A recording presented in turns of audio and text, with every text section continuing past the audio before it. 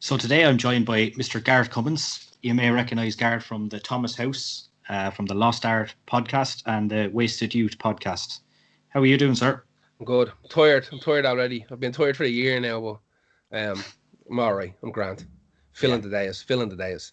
So I touched on those three things there. Yep. So for people that don't know you, then tell us a bit about yourself.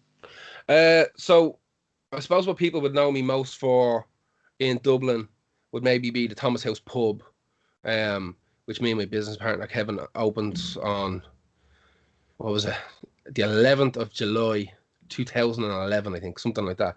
And we've been open, bar the pandemic, been open ever since.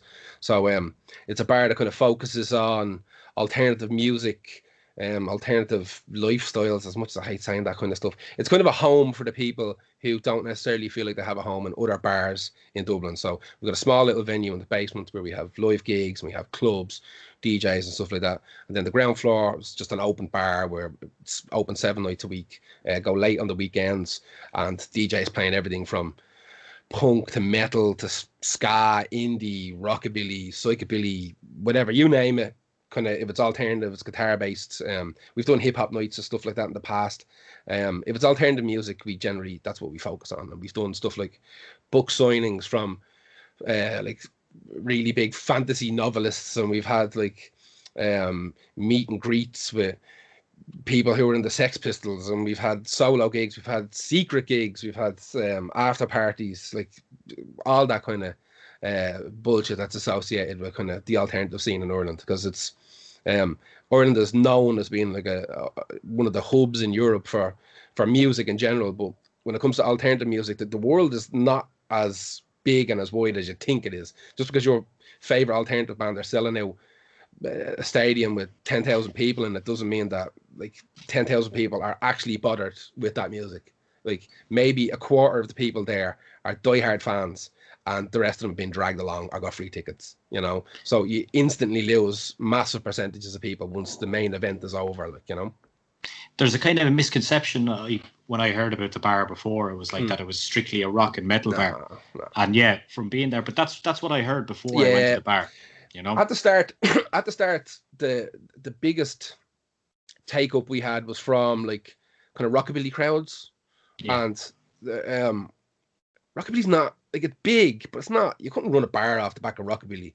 And you see now in Dublin as well, you can't run a bar off the back of just metal alone. Like even places like Fibbers that are famous kind of metal joints, like for a long time there, they were having foam parties and UV parties, and like they were doing everything just because these crowds are transient. Like, yeah, you take something like rockabilly. It's very rare to find someone who's 20 and into rockabilly, right? You'll find someone who's 40 into rockabilly, no problem. But they probably have a gaggle of kids, and they're only allowed out on the weekends, you know? Yeah. So what we tried to do is we tried to kind of unite the tribes a little bit.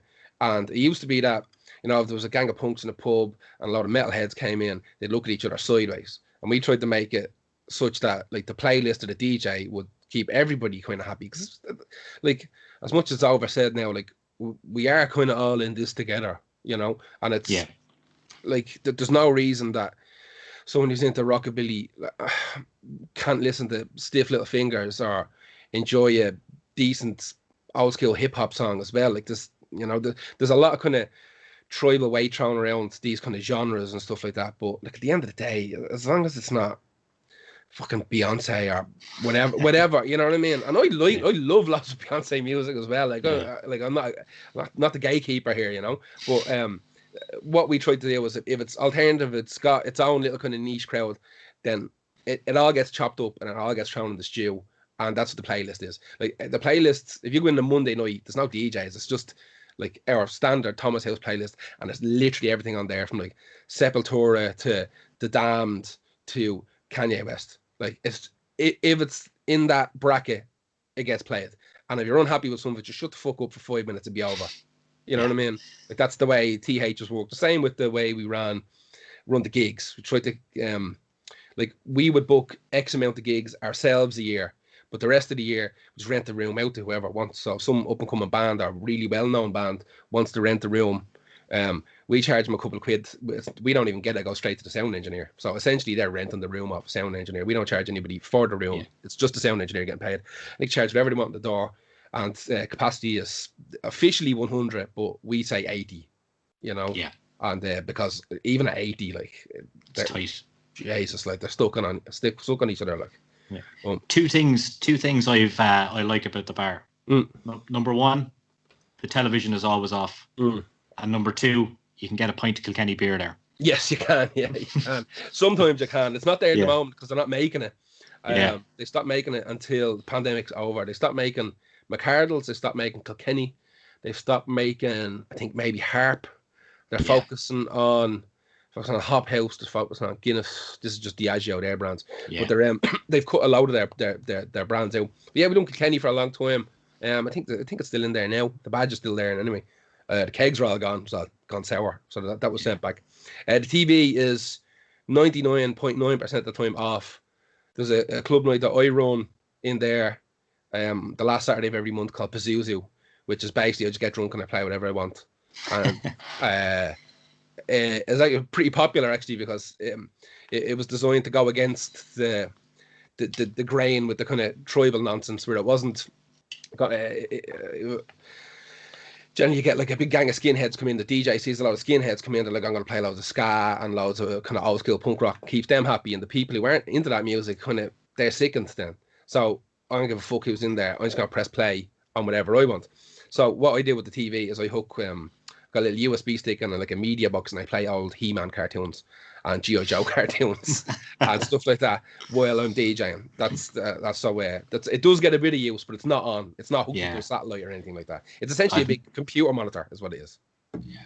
And how's the bar doing now during these times? And well, we're closed. Obviously, we closed the Sunday, the 16th of March, 2020. So. I think we might close like a day before everybody was told to close. And we just thought we'd be closed for a month, like everybody else. And then after a couple of weeks, we were like, 3 months maybe. And then after 3 months, we were like, I don't know what's going to happen. Because we kind of sat on our arses sat in our holes for maybe a month, just cleaning and whatever, and trying to figure out what to do. And then after a month, we're like, this is going to go on for a while, so let's start doing some redecorating. So we ripped out the whole back area. It's kind of, we haven't actually released any proper photos or anything like that. We were trying to keep it a secret for when we reopened. The plan was to do a walk around. Like once we get the nod that we're going to be open on Monday, on like the Thursday, we'll do a walk around, a little video, to let people know what it's going to be like, because it's very, very different looking. It's still very Thomas Housey. The front end of it is just kind of cleaner, a little bit less cluttered. But the back end of it is a different animal altogether. Like it's mental looking. So we were going to do a little video, but we're keeping that under wraps until the time comes. But yeah, we're just sitting around right now. It's empty. There's somebody in there every day because we have fish, so we have to go and feed the fish and clean the tank and all that. And to be honest with you, it's something to do. It gets you out of the house for an hour or two, So I'm in there every second day. So I just walk in because I pretty much live in town. I live on the other side of town, but I'll walk from my house over, hang out there for an hour or two, have a cup of coffee, feed the fish, and then jump out, walk home again, just for something to do, But I think it'll. I think we're going to reopen this year. Whether we reopen normally or not, I couldn't tell you. Well, I think June, July, you'll see the pubs open, kind of without closing again. I think. Do you reckon so? Yeah. Yeah. I think they're definitely going to keep the whole social distancing thing up for a little while, depending on how strict the rules are on that with 1 meters and 2 meters and stuff. That's going to be a massive, massive thing because we're so small that doing kind of table bookings and stuff is really, really awkward. Like really awkward. And then doing 2 meter distance is really awkward. We got screens and put them in between the benches and the tables, so we have areas now for people. We didn't get screens, we got old doors. That's what we got. Old glass doors, and we had them fitted in between the benches because the screens are horrible looking. Nobody wants to go drinking where they cut up ET. So like we just got these doors and we had them fitted just as a barrier in between, and it's cool looking. But I think June, July is when we'll be told you can reopen. I don't think there's going to be any late licenses. You're not going to be able to drink till 2:30 in the morning. That's 2022 stuff, you know. I could be wrong, but I think once they get a certain amount of these vaccines rolled out, I think they'll just go fucking let fly. They'll just let them on. Yeah. So, there's only so much like people can handle, you know. Like you'll be closed definitely a year anyway. Yes, 100%. You know? It's going to be a year. Now, listen, personally, I love it. Right? Like, this is the best year I've had ever. Like, ever. I've been breaking my hole since I was like 17, and the last 10 years with Thomas House, the guts of 10 years anyway, with Thomas House. It's actually, yes, this year. This July is our 10th birthday. It'd be great to be open for that, but yeah. That's 10 years. Like I turned 40 the other day, so that's a quarter of my life that I've spent in there, and it's hard work. It's hard work. Like just working the bar, let alone running the bar. Running the bar it's not that it's easy. It's pain, but the work, like just standing there for 12 hours, like back is in bits, my knees are in bits, varicose veins on my legs, my fingers were sore for some reason because it was wet all the time. And now, like within a year, back doesn't hurt anymore. My legs kind of look normal. Like I'm kind of reverting. Even though I'm after getting older, I feel a bit younger, you know. And I get to do all these other little projects and things that I've been planning on doing for years. And the dogs have never been walk sandwich. All the dogs are skinny. Like I'm fatter and the dogs are skinny. Like, you know. But I'd say you've never had as many occasions off. We'll say St. Stephen's Day, New Year's Eve, New Year's Day. Although with nothing to do. With nothing to do, yeah. Like every day is pretty much the same. Every day is Sunday now. Like Morrissey said, every day is Sunday. Like it's Stephen's Day. Yeah, I've worked plenty of them. We kind of had a deal, me and Kev, where I'd work Christmas Eve and he'd work Stephen's Day. So he'd get one off, I get one off, whatever. I don't do New Year's Day, not open New Year's Day. Sometimes Kev would crack it open. If he had a gang over from England or something like that, they want to go drinking, he'd open New Year's Day. But as a rule, not really. But New Year's Eve, like I've worked, Jesus. And what's mad is that before we took that pub, like I worked in that pub for 6 years before that as like a DJ and a promoter. Like that's where I started off. Like I worked in the Mater Hospital for years. As a young fella, I started in like 1990 something in the Mater Hospital, and I left the hospital after years and I opened a record shop in Temple Bar. And I saw like punk and rockabilly records and stuff like that for 2 years before the landlord pulled the rug out from underneath me. And then me and Kev just started booking bands because I'd been in bands since I was like 14. So like I've done all that malarkey. I understand what a good promoter does when dealing with bands in particular, because I was in a band and I travelled all over the world playing gigs, and I know what they want, you know.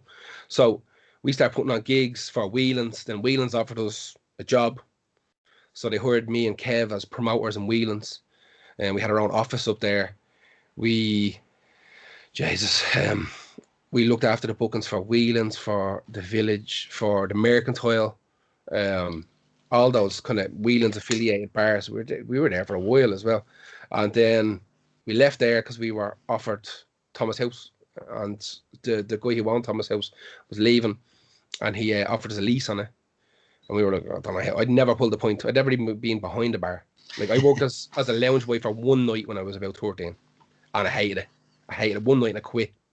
And I'd never pulled the point. I'd never been behind a bar.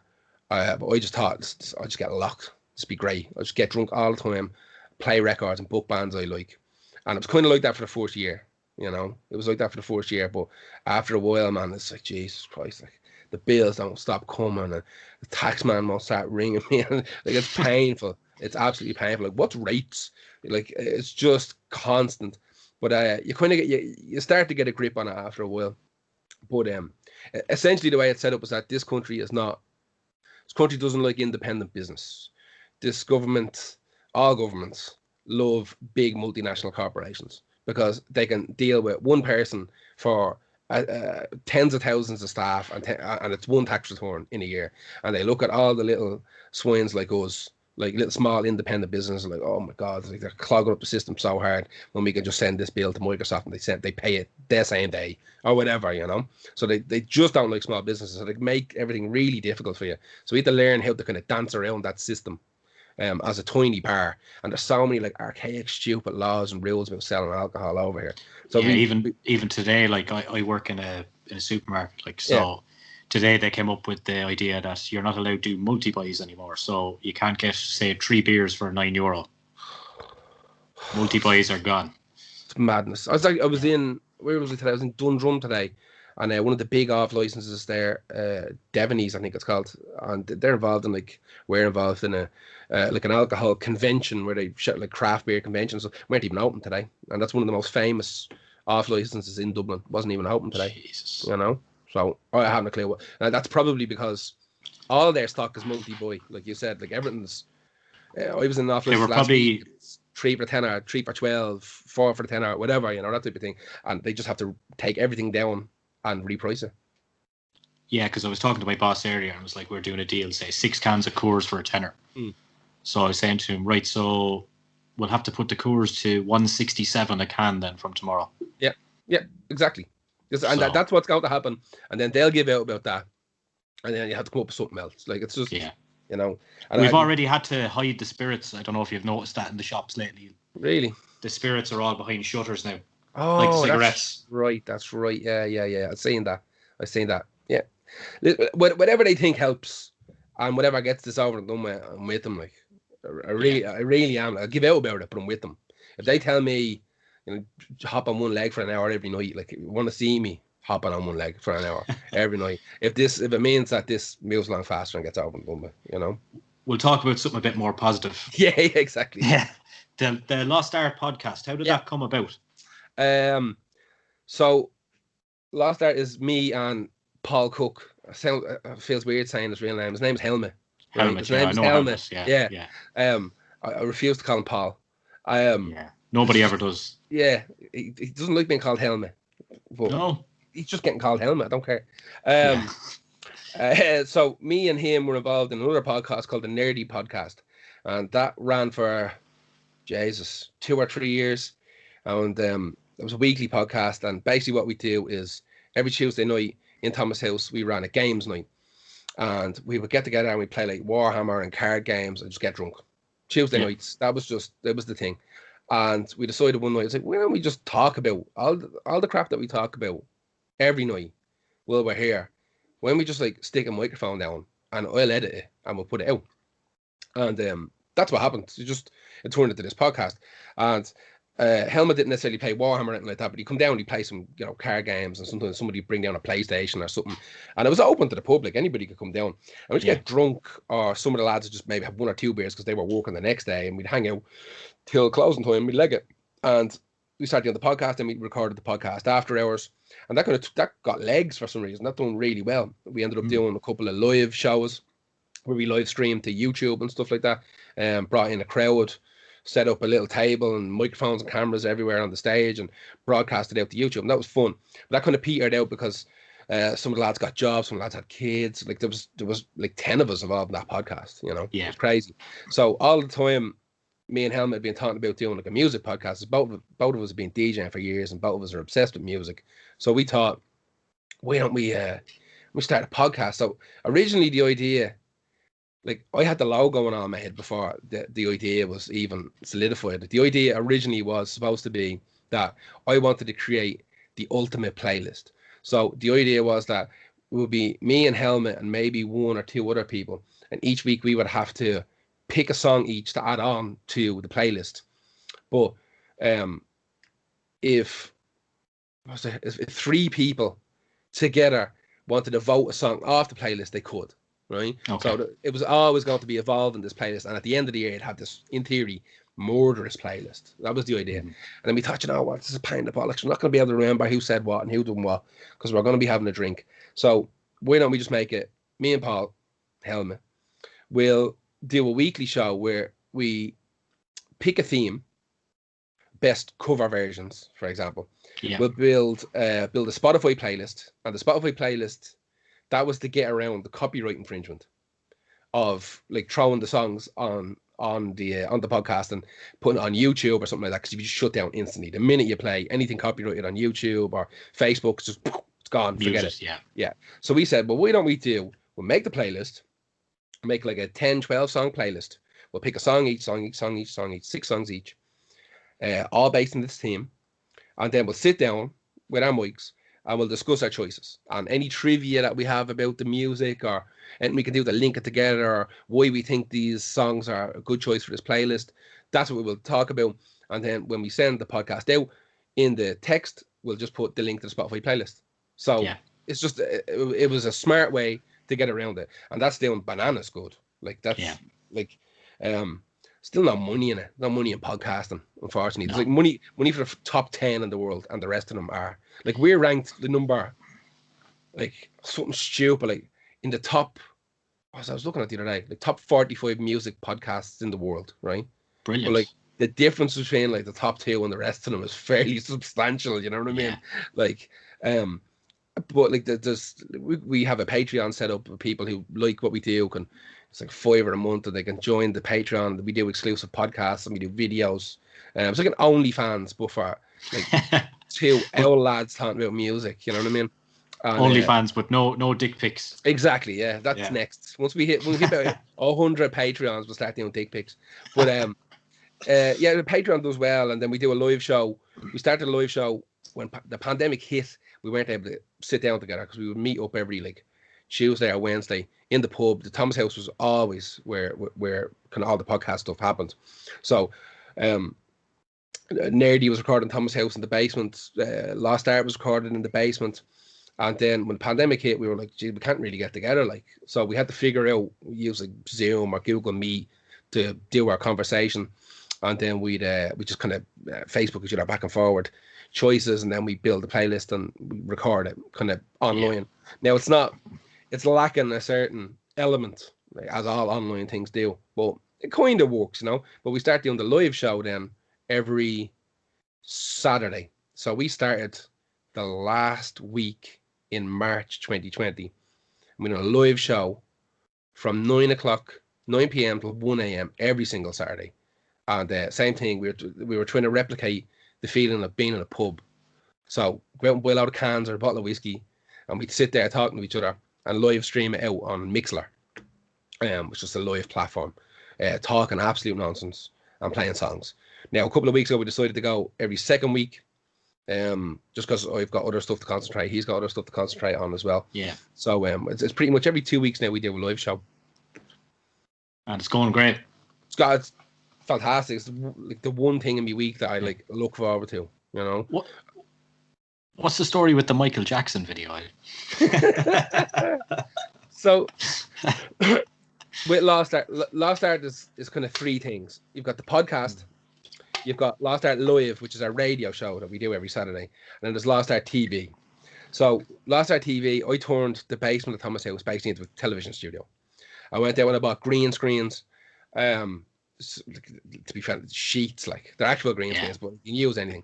I bought green screens. I bought loads like camera equipment and tripods and microphones and boom stands and all this kind of crap. I went out and bought like a big heavyweight computer. I'm a sound engineer by trade. If I had a trade, I was a sound engineer. So I have loads of like mixing desks, and there's a big giant one sitting behind me here. I've loads of mixing desks and microphones and stuff, and I just stripped the venue and I turned it into a recording studio or a TV studio, with 2 stages. One with a set of decks, because we wanted to play records, we wanted to play vinyl, not laptops. It's boring looking a live stream of somebody. Like, so we wanted turntables, and then we wanted like a desk with chairs where we could talk. And we done a couple of these, and she got smashed, man. She got so drunk. I seen one of them anyway. I was definitely watching one of them one night. Got like the first 1 or 2 just too drunk, like, because it was so much fun, and we'd all been locked up, and like it's just to be in a room with somebody like talking. It was like, this is amazing. And so we jumped between talking shite with kind of prepared topics we had to playing records, and like with multiple cameras, like 6 different cameras set up around the room. And we had a mate of ours who was like controlling the system, jumping the cameras, and some of the cameras had like 80s effects on them, and we had all these kind of gimmicks and stuff. And one night we were talking, and we were like, why don't we do like some like sketches or something? like some proper scripted stuff, and that's where the Michael Jackson thing came from. Yeah. We came up with the story that we had. I can't even remember. I was so drunk, but not like. I remember writing the script. Me and him writing the script, and he had this mask. He had this Michael Jackson mask, and he had. I had written the questions, but I had no idea what his answers were going to be. So I had to ask him live, like Michael Jackson, ask him all these questions. I never laughed so hard. Like, honestly, I thought I ruptured something inside me. And that done real well. I put that up on YouTube. That done particularly well. Then we done another one a month later. I don't think we haven't put it online yet. Called it was meant to be an interview with Gary Oldman, but it was an interview with Gary the Oldman. All right. And it was just some outfit that we took in off the street and interviewed him instead, and it was brilliant. It was nearly funnier than the Michael Jackson one, and so that might have been the last live TV show that we've done. Just because the lockdown got so hairy that we didn't want to be kind of crossing the houses, you know what I mean? We didn't want to be mixing with each other. Going into a bar and people seeing you going in and all that, yeah. Exactly, like, you know, when we done the TV, when we done Lost Art TV, the lockdown was open, you could go to people's houses and stuff like that, you know, but once they said, like, you're not allowed to go to other people's houses, we were like, you know, it's not worth the grief online, and none of us want to get sick, so we'll just put this on pause, and we'll come back to it. At some stage, we'll come back and do the TV shows again. Now, I still have the software, I still have the machines. In theory, I could do TV from home, so could Helmet, and we're trying to figure out if we can, like, both connect, like the way me and you are now, but go out live and play records and stuff from our houses. We're trying to figure that out now, but like the software. I'd say OBS might be able to get something going. OBS can handle, I'd say, 80% of what I needed to do, but it's not the most reliable when you like take, say, like a Skype like this or Zoom and add it into OBS. It just starts shitting the bed altogether. It doesn't like those type of live sources. Just doesn't like them, and it gets a bit hairy. Because I done a thing for Halloween where I showed a movie. We done like a Lost Art TV. It was just me. I think Helmet was out, and I went and I found like a lot of copyright free old B movies, old horror movies, and I had to like import them into OBS, but have cameras on me so I could do commentary over this terrible movie while the two things are broadcasting at once. And all. It worked. Like it's fun, but trying to do 2 live videos and 2 live audio sources, both microphones and music, into one is like, too much for it. Yeah, it just doesn't like it, you know. But we're gonna keep trying to do loads of stuff. Like we've done this the wrestling video a couple of weeks ago. Seen that. The Lost Art Grammy Wars that Helmet was working on for months. There's another part of that'll come out this year at some stage as well. But it's all these tiny little things. They're all music related. But they're also the intensity and the volume of them just drove up through the roof because of the lockdown. Because before this, we were doing 1 show a week and we were happy enough doing that. And now we're doing live shows, doing podcasts, doing special recordings for Patreons, you know, this kind of stuff. So we're busy, you know. And then the Wasted Youth. The Wasted Youth then on top of that. The Wasted Youth, to be honest with you, is Wasted Youth is a YouTube channel I started. I was never any good at YouTube. I don't really understand it. I use it a little bit, but I don't get it. And I wanted to get it, so I wanted a project. And I've been collecting. Originally, it was going to be about records. There's tens of thousands of records, and I was going to do a show about that. I was like, I'm not sick of doing stuff about music, but my other projects about music as well. So I thought, what else have I got? I thought, like, you're a sap for buying like action figures and comic books and old VHS tapes and all this type of crap. And I have like attics full of it, boxes full of them, like old WWF Hasbro toys and old Star Wars original toys. So much of that stuff, He-Man stuff. And I don't buy a lot of it now because I can't, broke. I get a little bit every now and again. And I thought, I'm just sitting here looking at all this stuff. So I wanted to do a show where I'll show all the stuff I wasted my money on. Like, I'm trying to figure out, like, essentially what I'm doing. I do a video, I pick 4 toys, 4 Star Wars toys. I get a little bit of the history of them. I talk about when they came out, what movie they were from, you know, is there any cool trivia about them? And then I'll try and find out roughly what they're worth to see. So like, I don't know what anything's worth until I do the video, basically. And what I'm hoping to God is that I find something that I can buy a house with. That's the whole idea. It's like I spent so much money like from my childhood to my like full grown damn old, like on shite, and it's sitting here doing nobody any good. So I might as well make videos about it. So for Christmas, I got like an LED light box and stuff, and got ring lights, and I haven't done a video since before Christmas because I had Christmas, New Year's, then my birthday was the other day, and it's just too much. I didn't want to fit it in. So I'm kind of spinning back up now to get a load more videos done. A lot more videos done in the next week or two. The wrestling stuff always does particularly well. Yeah. How many wrestlers have you got? On a wall here looking at me. I don't know, 20 something of the original ones. I have boxes upon boxes of WWF, WWE, WCW, ECW. I've got mint on card ECW action figures, mint on card WCW action figures. My new thing is these bad boys that I'm mad for. These masters of the WWF universe. Half He-Man, half WWE. I've been picking those up when I find them. Just the crossovers. Are they new? They're out about 3 years, but they didn't really appear in shops. They're like a really American thing. Most like Walmart and Target, so you have to find them on eBay and stuff. You find a lot of sellers in the UK that must have got cases of them years ago, and now they're letting them go. The Jake Roberts one and stuff is real expensive, and the Mr. T one is really expensive. Like I have a couple of like Seth Rollins and Bray Wyatt, and I have a couple of other bits and pieces there that are arriving. But the crossover stuff in particular is like there's like Transformers, Back to the Future crossovers. I'm mad for those. There was Street Fighter, G.I. Joe crossover. Like they're the ones that I like that where the two worlds kind of meet. But in terms of like wrestlers and stuff, Jesus man, like hundreds if not thousands of wrestling figures. Like where's it here? There's a Edge and Christian.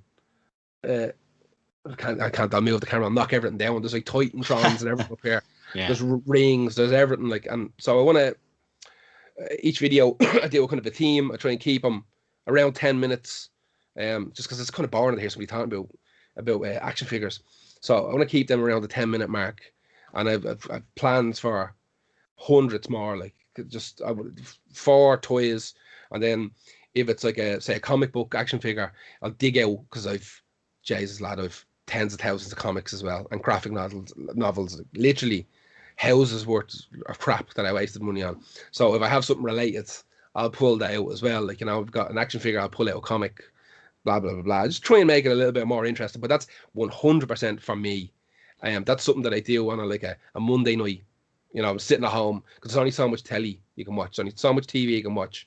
Like, I've drained the internet dry of television shows, and I don't know what else to watch. And I'm just going to have to start again. Start watching the A-Team or something. Just go back to the 80s and just start from 1981 and move my way up again, because I can't watch any more TV. And I just needed something to do. So that's it keeps me occupied. And I don't know very much about video editing. Like I said, I'm a sound engineer by trade. Audio stuff, no problem, all day long. But video's brand new to me. I don't know it, but should. Like, if I'm going to be doing podcasts and videos and all this type of stuff, I'm going to have to learn it. So I'm trying to learn like Adobe Premiere and Adobe After Effects, and learn about lighting and learn about green screens and all. It's just another thing that interests me that I never bothered looking at before. And this is the excuse I need. And it's all me. If I make a balls of it, it's my fault. Yeah. You have time to be doing it anyway at the moment with the way things are. Literally have nothing else to do. The dogs are looking at me like crying because they don't want to walk, So, I'm surprised it's actually pretty silent here tonight. So I have dogs and I have parrots and I have pigeons. Like, I live in a zoo, and it's usually just the chorus is going. Like, they're all particularly quiet tonight. Ourselves must be downstairs relaxing them. But it's like I have my spare room, which is a small room, and I took the bed apart. This big bed over here. I took the bed apart and I just leaned against the wall, and it's full of boxes of. I can see an NWO Hulk Hogan looking at me, and I can see. Oh, there's a weird one there as well. I think it came with. Look at this. There's junk everywhere. This is what I'm saying. This is why I started. This is why I started this video thing. This came with a WCW. Let's see if I can get this to work. Does it work? There we go. This came with like a WCW action figure, and it's a wolf's mouth. So it's obviously one of the Wolfpack guys. Yeah. And you stick a little rocket in here, and you hit this, and this comes up, hits it. I broke it, but this little rocket shoots out of its mouth. There's junk everywhere like this. Honest to God, like, because I was obsessed with pro wrestling for so long. I still watch a little bit, but not as much as I used to. Yeah. But coming from like the Irish Whip wrestling days, like that's all I bought was wrestling action figures and rings and video games and lucha masks and t-shirts, and like I think I'm wearing a CZW t-shirt underneath this. Like, I was obsessed with it for so long. I just can't, like, I kind of burnt myself out a long time ago. After we were done with Irish Whip, I watched, but I had to put my hands up. Like, I had to put my hands up. I had an intense 6-7 years of like full on wrestling, just Japanese, fucking European, American, Canadian, didn't matter. Like, I was like, I talked to Stu Hart on the phone about moving to Canada when I was 22 to join the dungeon. You know, I went to pro wrestling school in England. Like, you name it, that's what I done for so long. So I had the remnants of that are action figures. That's what I have left, and Weird Al t-shirts, you know, all lucha t-shirts and stuff, Dr. Wagner t-shirts and luchador masks and all this type of, you know, junk in every drawer. Like, my missus is not happy, but every room you walk into, there's something stupid, like an action figure or a statue or a comic, and I've done my best the last couple of years to slow that down because it's just too much, man. It's too much junk. The foundations will crumble. So I said I'd use my waste of money kind of positively and try and make some videos, like even like Warhammer, like boxes of Warhammer, boxes, 80s Warhammer boxes, 90s Warhammer boxes, modern Warhammer boxes. I can't even play Warhammer with anybody right now. You know what I mean? I can't go and see anybody.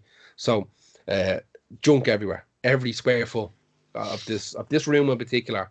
You can see some of it behind me, but that's just the stuff that's on display. The rest of it is in boxes, it's in cabinets, it's in the attic, it's under beds, it's getting chewed on by dogs, like, you name it, it's everywhere. So that's what Wasted Youth was, an excuse to get a second use out of the crap I bought, basically. So there's plenty more videos to come that way as well.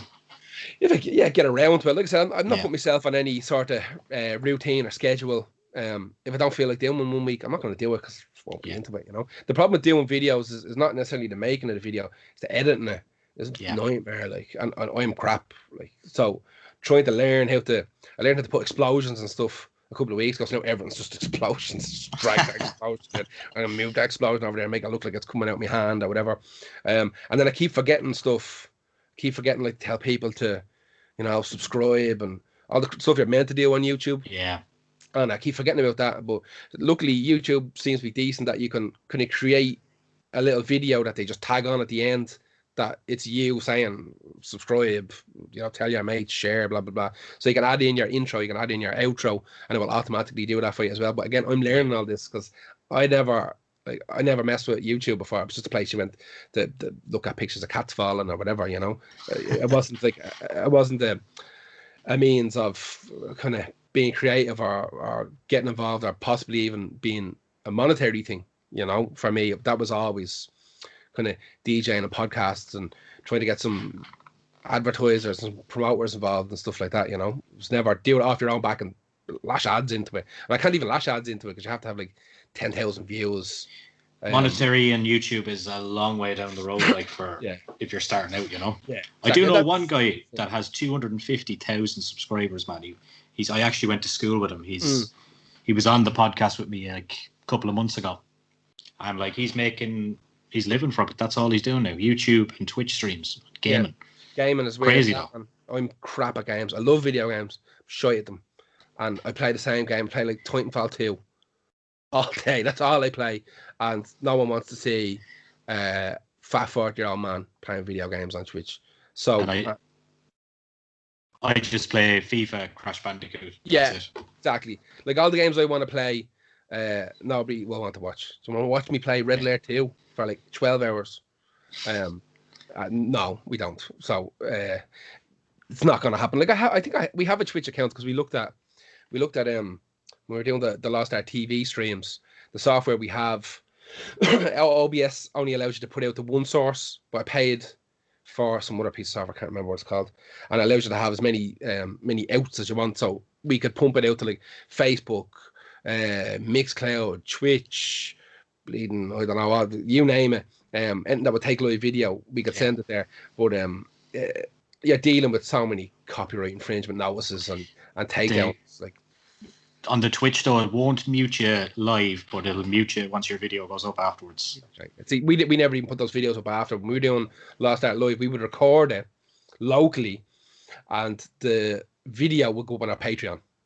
Yeah. So if somebody missed the live broadcast, like sick and on, you have to join the Patreon. Like that's the way. Same with our live radio shows. When we do radio every Saturday, if you miss it, you miss it. You know, you can jump on any time of the evening between 9 to 1 and hear a bit of it, or the whole lot. But if you're not listening to the whole thing live and you want to listen to the whole thing afterwards, yeah, it's on Patreon. It goes up that night. It goes up Saturday night, you know, when we're finished. It's just a handy way of making content, and it's a handy way of keeping the people who are subscribed, you know, interested. If you can hit them with something new every week or so, it keeps them involved, you know, because the Patreons, for us, like Lost Art right now is my job.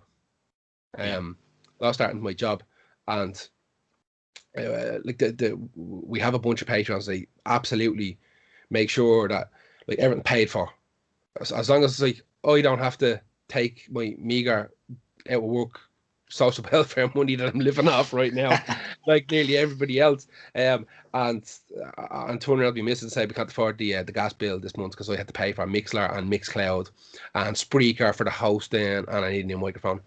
Because there'd be more there, like I'd be living in a tent. But the Patreon, and like we have like a Ko-Fi site set up for people to tip us when we do the live shows as well, and that pays for everything. Thankfully, like it's a clean slate, and there's a few quid made then that helps us eat and survive. You know. Brilliant. Well, it was lovely chatting to you today, anyway. Thank you very much. And I'll hopefully see you in a bar at some point soon. Fingers crossed. The next few months, we'll be back, be able to have a few points, and my back will start hurting again. My legs will go to shite again. It'll be worth it. It'll actually be worth it. Cheers, Gareth. Absolutely. Thank you.